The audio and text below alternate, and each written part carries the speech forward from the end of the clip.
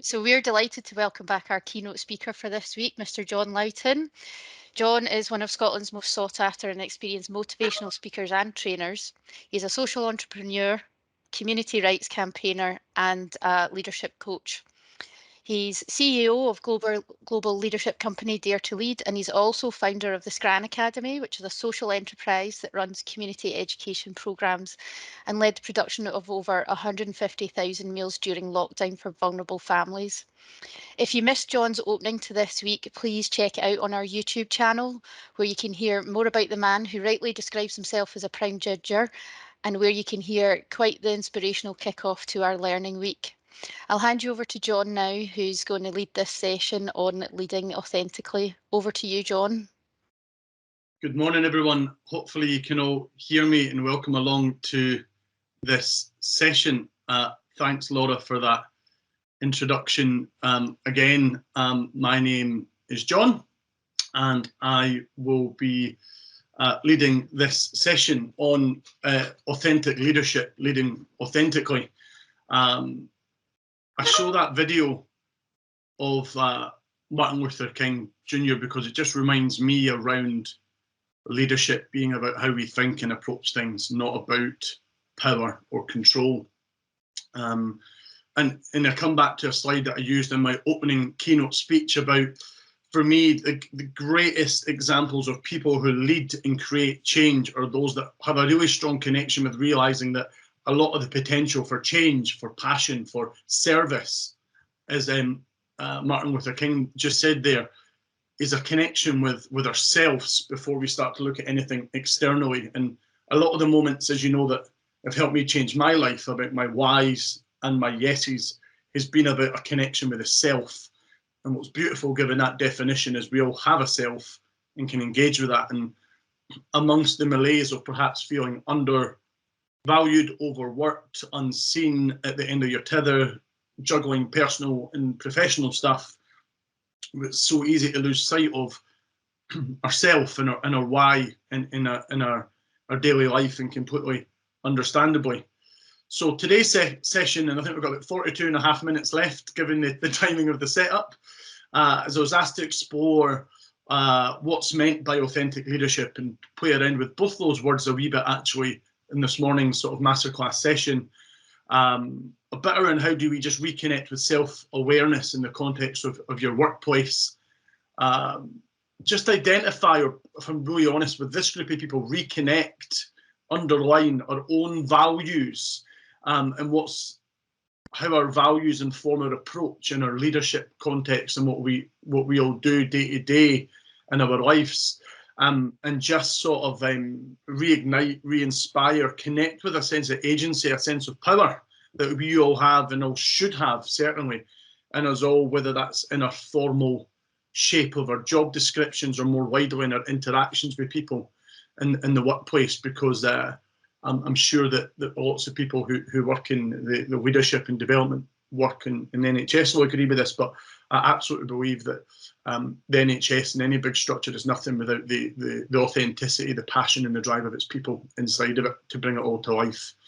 I am squeezing probably a 3-hour session into 40 odd minutes this morning, so it is going to be a bit rapid fire, but I'm hoping you're going to come along with me on that journey as we talk about this L word, leadership. My organisation is called Dare to Lead. It's intentionally very close to my heart. I've replaced the fancy lemons with the corporate logo this morning.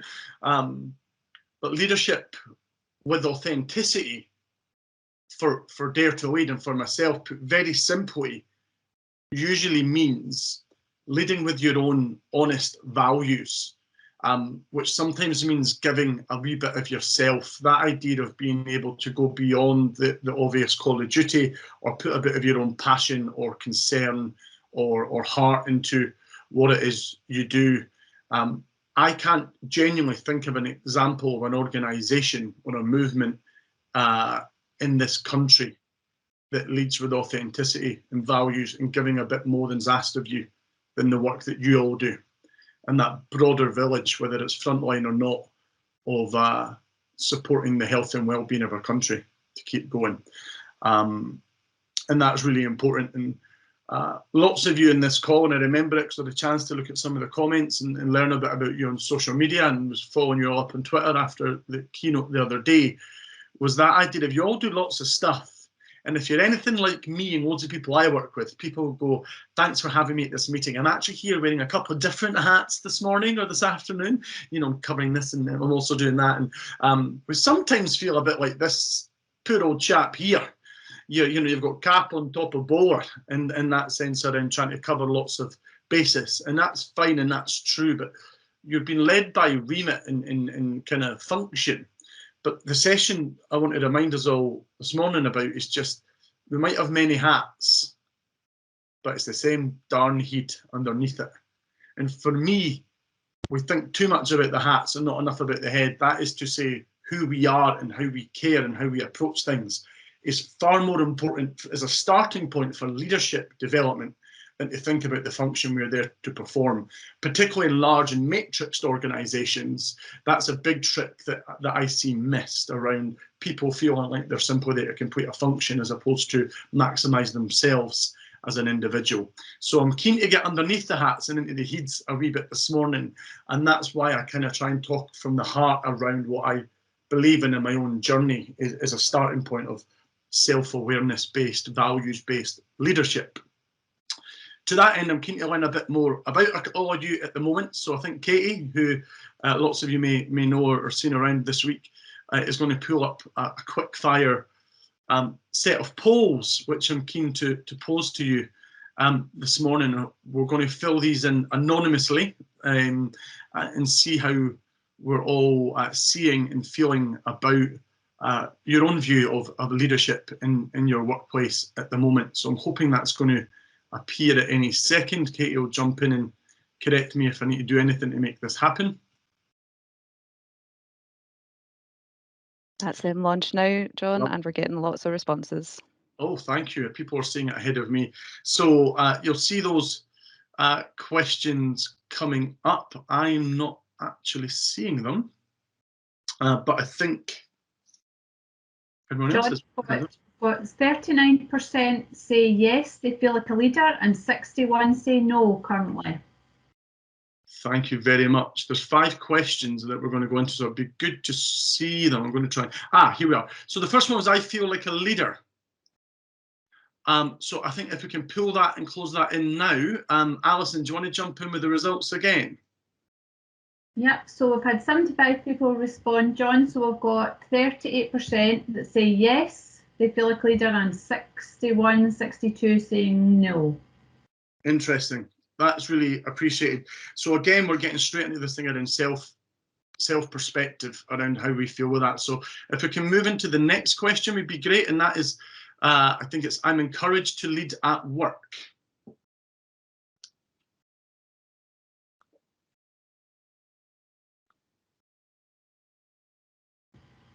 Wee bit of a change with this one, John. So 72% say yes, and 28% are saying no. So that's really interesting. The vast majority of you felt like you wouldn't identify as a leader. However, you do feel that you're encouraged to lead at work. So either you are leading in a way, but you just don't call yourself a leader, or you feel that despite the encouragement, you're still not perhaps stepping up to lead them how you would self-identify. So very interesting on that one. So we'll pull that in there and move on to the next one, if that's okay. And that is, I know clearly what my values are. I know clearly what my values are.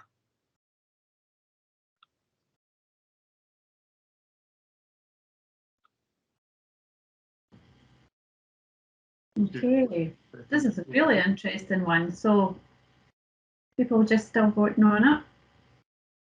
So currently 75% actually, 77, yeah, are saying yes. Great. And 23 saying no. And perhaps given the organisation and the work you do, and it's often passion-led, doesn't surprise me at all. And if I was to delve a bit into the no's, it'd be interesting to hear that they probably do have strong values and act on them every day. Just that ability to pull them out, find the words and articulate it clearly might be the difference, which is maybe often a bit of articulated self-awareness, which is really interesting. So I'll move on then to the next one, if that's okay. And apologies, my poll just isn't working, and hopefully there's not lots of other people having the same experience there. But the next one is, I know clearly what my employer's values are. Now, you can answer that as an overarching NHS employer, or you can really think about that within the specific division, area, team, region, or whichever kind of corridor or room of the bigger NHS Scotland facility you work in. Feel free to self-answer that as you see fit. I know clearly what my employer's values are. Okay, John, so we're getting 81% say yes, 19 say no. Fascinating. So on a first straw there, lots of us feel that we maybe understand our employer's values much stronger than that of our own, by only a few percent. But that's really interesting. That's certainly a number of people, which is interesting in itself there. And then the last one we'll move to, if that's okay, is I am able to be my authentic self at work. I'm able to be my authentic self at work.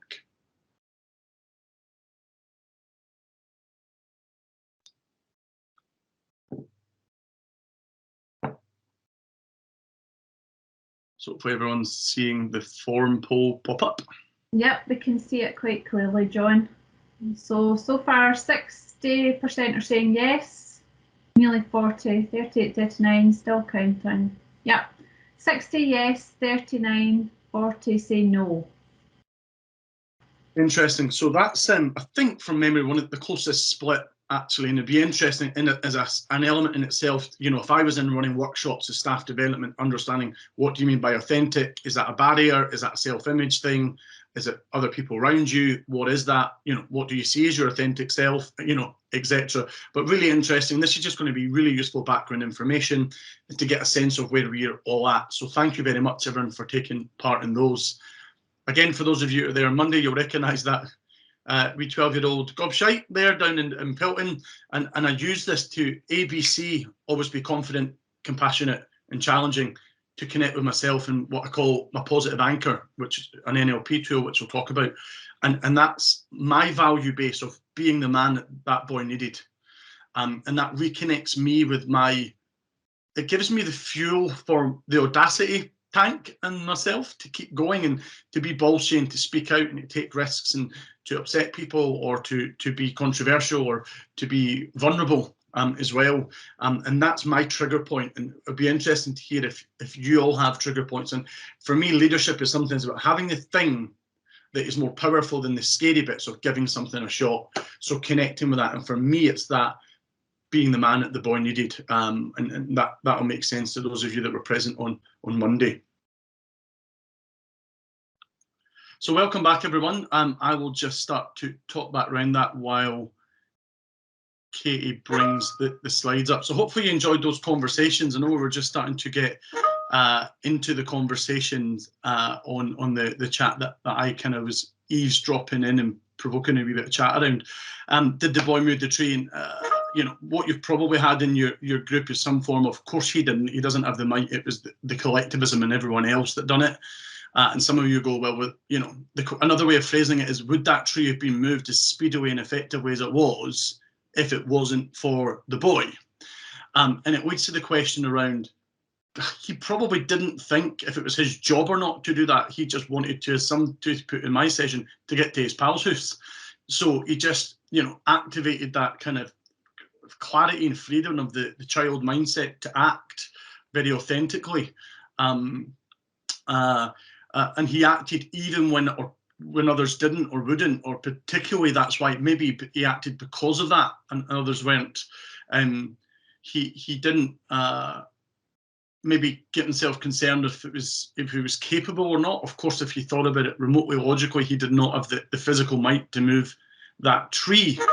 But it just shows you that is leadership about having all the controls to create all the change from the outset, or is it about enabling and enacting and inspiring and being the catalyst for change? It was a great example of that culture of, you might not be the person whose job it is to empty the bins on a ward or in an office, but it's everyone's collective role to get it going and to make sure that bin is emptied, and to highlight that. And or even if it's not your job, you just sort of do it anyway because you can, and you're there and you know that it makes a greater good. And you see something that you see or feel is wrong or can be improved. I like that quote. He didn't worry about looking like a prat. If I'd worried about every time I looked like a prat, I'd no leave the house and do anything. And it's really important that there's less of a culture of caring what others think and knowing to push outwards from your inner beliefs as opposed to dealing with the inwards around what you do. And it's about inspiring others to act. There's a phrase that is from the moment to the movement, and that determination, that initial kickoff to try and create change is very important. So thank you everybody for taking part in that. For me, that's just that lesson around we can all lead. It's about taking action, not about having the traditional power. As the police sat asleep, as the adults whinged and moaned, the tree represents any barrier in your life or your career. When things don't go right, are you the person that sits and whinges or runs the other direction, or do you get stuck in to try and solve the problem? And taking action is very important. So thank you very much. Is everyone seeing the slides, Katie? I am sharing them at the moment. Alison, can I get you just to confirm if you're seeing the slides for me? Yeah, perfectly, guys. Great. So hopefully we're on one. It's if we want change, we must go first. Yes, that's the one we've got. And not simply expect others to. So I do a thing called NLP, neuro-linguistic programming, neuro being the brain, linguistics, how we speak in the brain, and in programming, how we structure, how we speak to ourselves. So the basic there is be the behaviour. If you want, we have no control of others, only ourselves. So the greatest leaders understand that you must change and alter your own behaviour to create change. I've mentioned this before in the other session. If you want people to trust you, you must trust. If you want people to act, you must act. It becomes arrogance and poor leadership to sit and expect others to change and you not. Doesn't work like that way. The emotional contract breaks. So that's a great example. We must be the behaviour. So it's an inner thing. It's an inside leader, first of all, which brings me on to the next bit that I want to look at interactively. I'm hoping you've all got something to write with or draw with. If not, could you grab something? It literally is a bit of random paper, back of an envelope, type on your screen, whatever works. And we're going to do a quick fire grid just to challenge your thinking about finding your authentic, to come back to identifying what your values are. And I think 70% of you said you know what those are, so it's going to connect into that a wee bit. This is a useful tool to structure how we think about ourselves in a leadership context. We often live in what I call SLBs, self-limiting beliefs. We tell ourselves stories throughout our life, and actually sometimes the older or more promoted or more senior we become, we sometimes think we're getting better and smarter and wiser and I'm wrong in the truth, or you didn't need to tell me this, son. But often what we're doing is ingraining more limited beliefs through repeated emotional stories to ourselves. So I want to try and reconnect with that a bit and give a bit of a safe space to open up that conversation.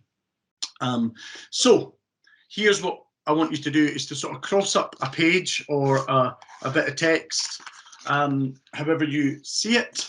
And I want to talk about values, value, who, and you. Values, value, who, and you. Now, I'm going to talk through these, and feel free to scribble in your answers as you go, but you can sort of fine tune it, finesse it, finish it up. And what I'd love you to do is, if you feel up for this, I'd love you to tweet or Instagram out to the world, whatever you feel up for, your authentic self, sort of coat of arms with this, with the hashtag for the Learning Week that we're using.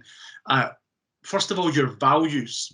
So that can be a couple of sentences, a single word, 3 bullet point things, whatever that is. Jot down now, when it comes to your values, what are the main things or the principles or the qualities that you care about in work and life? What are the things that, the way I think about it is, what do you get angry about? What will you seek to defend? What are you passionate to promote? What are those things? Is it a sense of justice, everyone chipping in? You can think of it, maybe you have a pet peeve or a pet hate. What is that chiming against that you care about, that makes you think I'm a defender of that value?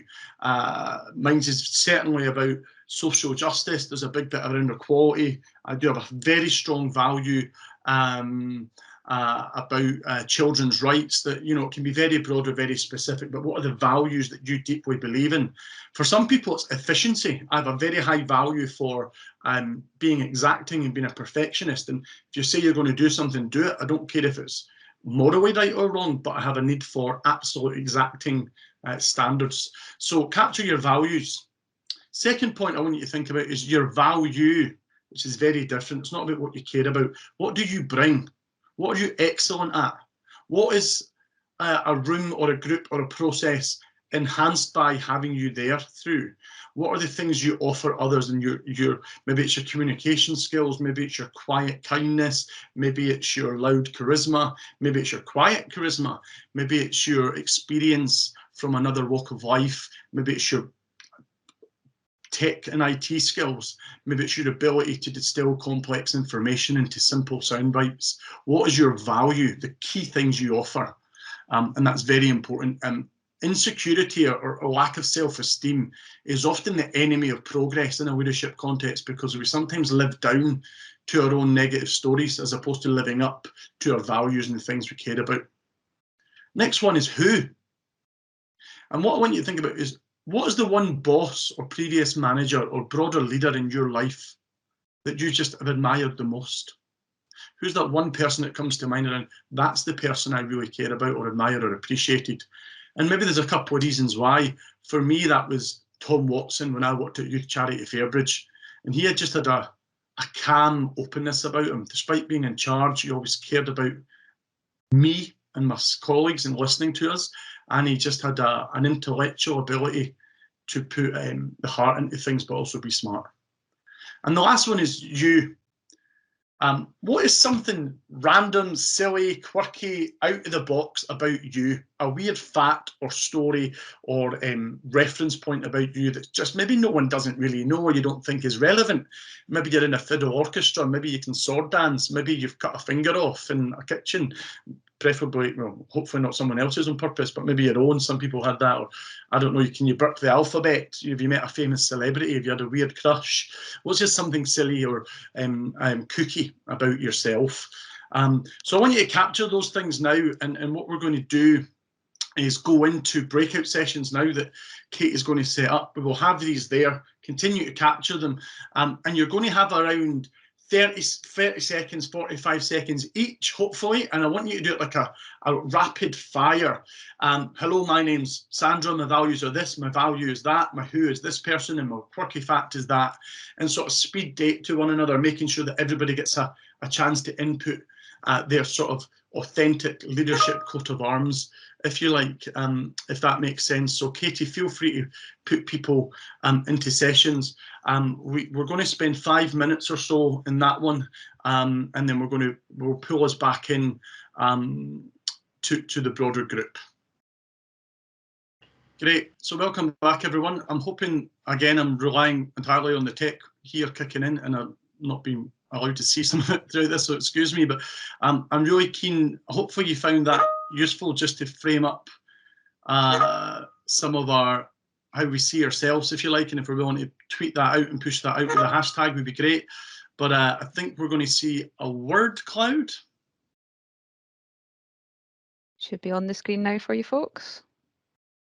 And so what we're keen to do is just let us plug into that. I want to start with values. Feel free just to type in and share some of the main words or values words that were appearing for yourselves as you were capturing some of that, and we can share some of those responses. I think we are 5 minutes behind timing, so for those of you that are worried this is a never-ending session, I promise you it is, but that's just pulling in. So we're seeing kindness, patience, honesty, openness all coming out there. So respect, fairness, I've managed to see it now, great. So thank you very much. Please keep in mind that at the heart of leading authentically, let this be your guide. And think in those moments where you're not sure what to do, how do you, when you're confused or not sure, how do we act from that position?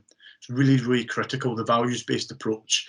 We'll move then on to the next section, which is about value. I'm really intrigued to hear what some of you have identified as your value. I can say that we had, I won't say the name, but we had a chap in one of the sessions I was running who was talking about being motivational and IT and interpersonal, the powerful role of lived experience. I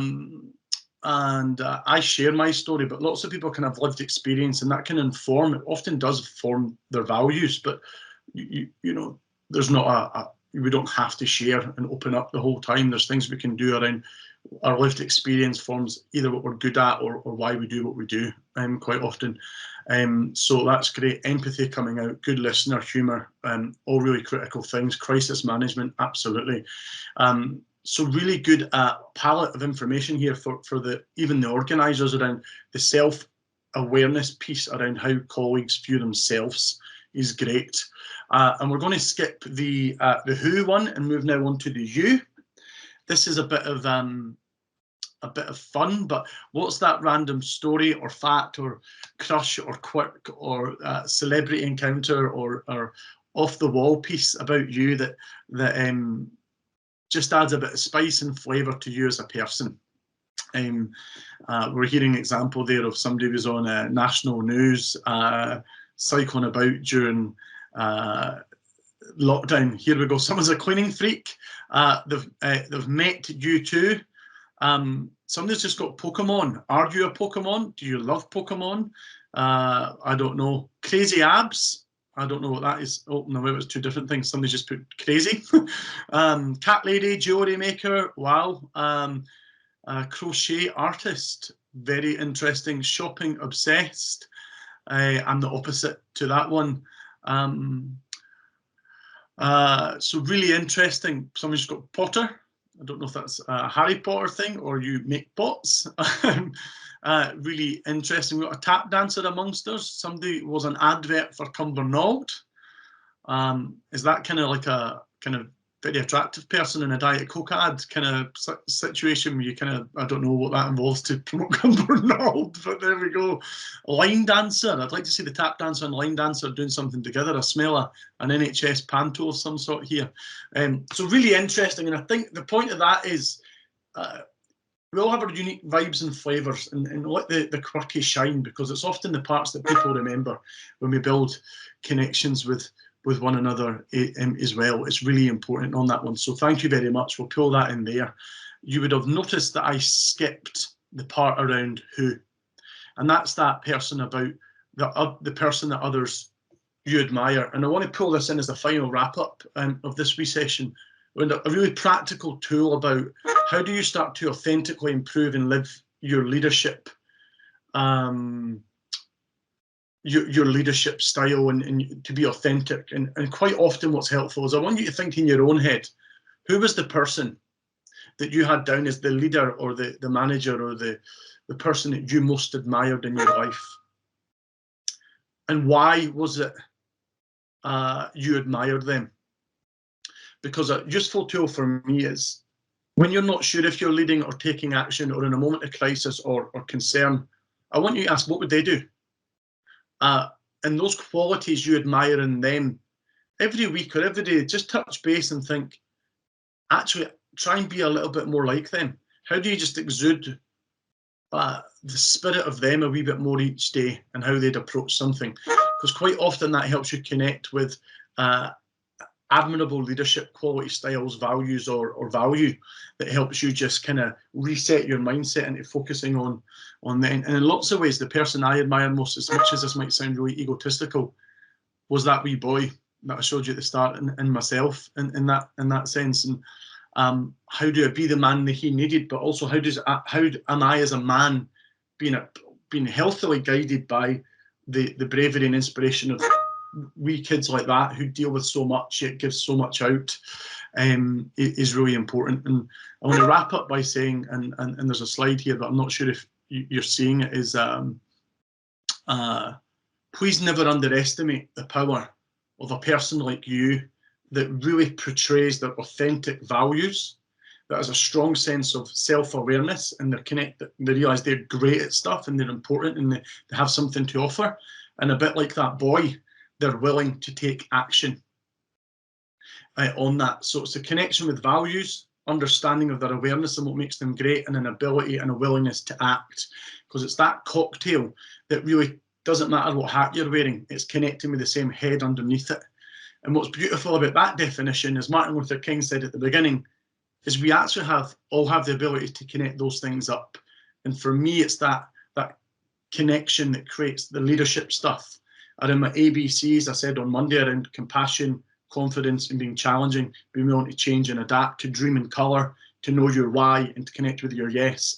These patterns of thinking all join up into that leadership thinking. So thank you so much for bearing with us, and we got through the tech, and that's because we were keen to make that interactive. I'm looking forward to reading what you're going to tweet out, and if there's any further questions or stuff coming up. I am back Friday morning, and it's a more specific section around time management and effective timekeeping as a tool, but it will come from a kind of inspirational leadership perspective as much as I can make that happen. So I'll pass back on to Alison or Laura and say sorry we overran by 7 minutes. And thank you so much for getting stuck in. Genuinely, I'm excited to see how you move your own trees in your life going forward. Please be the child and not the grumpy adult. Thank you very much.